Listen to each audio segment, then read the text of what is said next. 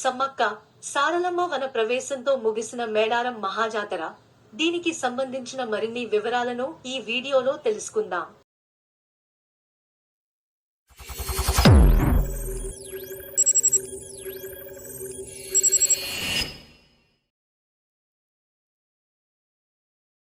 ములుగు జిల్లా తాడ్వాయి మండలం మేడారం గ్రామంలో 4 రోజుల పాటు ఎంతో కోలాహలంగా జరిగిన మేడారం జాతరగా ప్రసిద్ధి చెందిన గిరిజన కుంభమేళా లేదా సమ్మక్క సారలమ్మ జాతర శనివారం చివరి రోజు కావడంతో లక్షలాది మంది గిరిజన భక్తులు గిరిజనుల అమ్మవారిని దర్శించుకుని తమ గ్రామాలకు బయలుదేరారు.